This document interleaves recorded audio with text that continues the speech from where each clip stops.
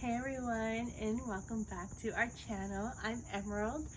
Tonight Sapphire is actually behind the scenes. She's actually the camera woman tonight, and I thought we would talk about a little paranormal experiences. Now, when you think about a paranormal experience, you either think about seeing an object or a spirit slash ghost or whatever you want to call it. Just, random places, whether you think they're haunted or not. But what do you think about actually playing a paranormal ritual? There's paranormal games out there that are being played currently. If you watch some of other YouTubers, such as Brittany44 and other really awesome ones as well, what am I talking about really is the Oujia board. Now, the Oujia board was created, of course, for seances in the late 1800s, and then later on they were brought into toy stores. Now, do you think it's just a game, or is it really real? Are you really talking to a spirit? Are you really talking to a demon? Who knows? I'm just saying it's not a game. And the reason I say that is because my mother actually played it. Not just once, not just twice, but several times. She's always told us never ever to play it, never to be near it. But of course, everybody has all these curiosities, right? I'm not the only one. But hearing these stories all my life got me thinking, wow, I really do want to play those kind of games. And so I'm here today to actually share that story with you today. I'm actually be sharing a story with you about the Oujia board, and then another one that happened years later, and that includes myself. So sit back, relax, and I hope you enjoy the story. So when my mom was a senior in high school, she was just like any typical teenager, she always loved to have fun with her friends. And then one night they were taking a class at the community college, just for some extra credit. And one of her friends had a Oujia board. So they decided to play it at the school. And it was her and maybe 3 or 4 of her friends. They played it, nothing happened. So they went on and, nothing really happened. Nothing happened during the game and nothing happened after, right? So a few days have passed. And so they decide to play again in the same place and still nothing. So they really thought, well, this must be a hoax. This must be fake. So they never played it. But suddenly, something started happening. Something strange started happening to a friend that actually owned the Oujia board. And her mother was saying that she was acting very strange and told her to get rid of the board. Just to get rid of it. She never gave her any instructions, just say, get rid of it. So instead of throwing it away, she passed it on to my mother.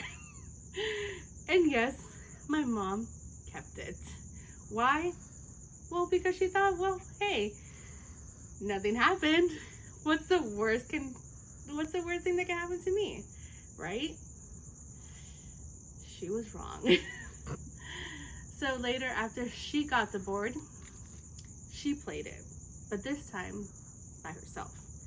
She played it at her house, and nothing really happened.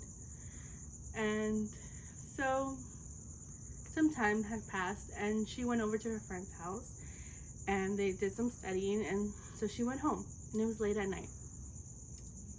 And it was close to almost midnight, I presume.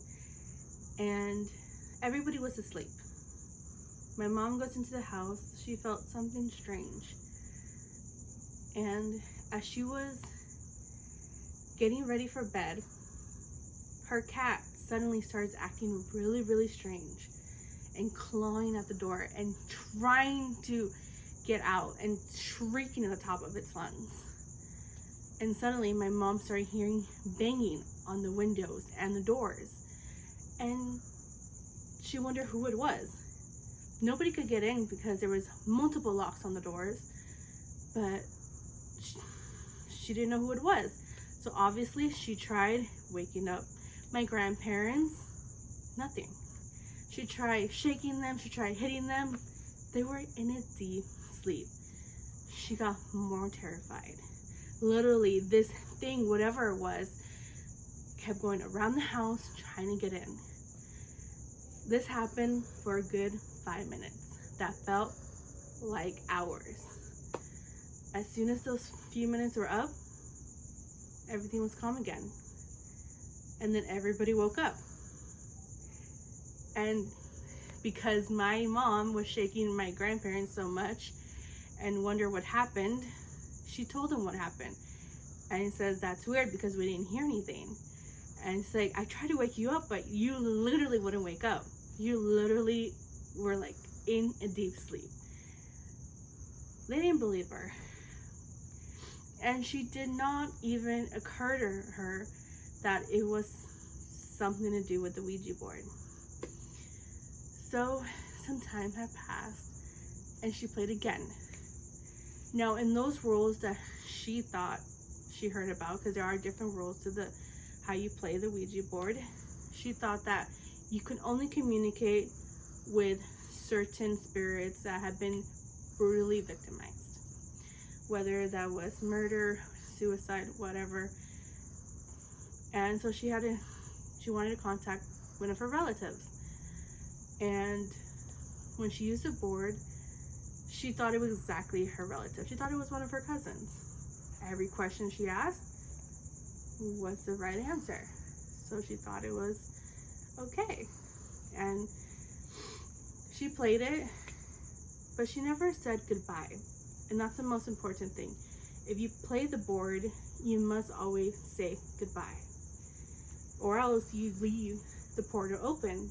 With the portal open, you never know who you contacted will still be coming through. So some time had passed, and this time she was at home, full house. She was awake with a couple of her sisters, and there was, just a typical night, just having fun, and they were the only ones awake. Suddenly, they heard banging on all the windows and all the doors. And this time my mom wasn't alone. My two aunts was with her, and they were screaming at the top of their lungs, and still nobody heard them. A few minutes have passed of the same banging, the same thing trying to get in through the windows, through the doors. Still nobody could hear them. When everybody woke up, they said what happened. Nobody believed them, but my aunt said that my mom wasn't crazy because they witnessed it herself. And at this time, they had moved to another house. So my mom never played the game again, and they moved once more right after she graduated. And she still didn't get rid of the board. She didn't make the connection. And then one day, she took the board and decided to play it in an abandoned house by herself. Why? Of all the things that happened, she thought it was okay to play it one more time, so she played it. She must have unleashed something else, because she said that she started feeling certain things. She started seeing things. She started feeling a darkness around her. So what she did, she threw the board away, but she did throw the board and the witch hat separated. She placed one in the abandoned building and another one in the trash. And she never told anybody after that. Isn't that crazy? She played it several times and never got rid of it. Not even once. So, years later, I'm born. I'm about a couple years old. My parents had moved to a new house here where, in the city we currently live in. And my dad works nights. So he's been working the graveyard shift ever since I can remember. And she said that every Friday night, she couldn't sleep. She couldn't sleep because downstairs, for some reason, she would hear noises and music. Apparently, her neighbors thought that every single Friday night, she had a party. But there was nobody in the house but her and me. So they always complained that, why are you always having a party every single Friday night? And they would see people in the living room. But nobody was there. She said nobody was there. Turns out that house was really haunted. And she would also see spirits around my bed every Friday night. Looking down on me, trying to get me. I don't know. Another spirit was outside the house. Apparently it was an old woman weeping, crying, but nobody knew who she was. And they would tell her that they would hear her crying as well. My mom said there's nobody there, but there was someone there. So later on, a few years later, we moved to another house, and that house we lived in for over 10 years before we remodeled it. And I hated living in the house. I hated it because it was a 1-bedroom house. So both my parents and I, we shared this room. It was a really huge room. And they slept on one side and I slept on the other side. And on my side, it was this big closet. It was literally a walk-in closet. You can walk in all the way to the back, and there was like shelves, and apparently it's supposed to be turned into like a mini powder room, and I don't know. I always loved playing in there because there was like a little window. You could see outside. I love playing hide and seek in there. But sometimes at night, I would feel that closet, those doors, shake in the middle of the night while I was laying in bed. Nobody can hear it but me. Literally looked like we were having an earthquake. That's how bad it was. And then also I would see green writing coming from top of the ceiling to my bed. I have no idea what it said. It just looked like a bunch of credits at the end of the movie. But it turns out, I didn't know this, that whatever this thing was following my mom for the longest time. Apparently, when I was the age of 4 or 5, they actually had to talk to someone to actually help them with this demon. Apparently, she was talking strangely. Apparently, she was doing all these things. And they had to get help. They got help and eventually got rid of whatever was following her for all these years. So that's insane.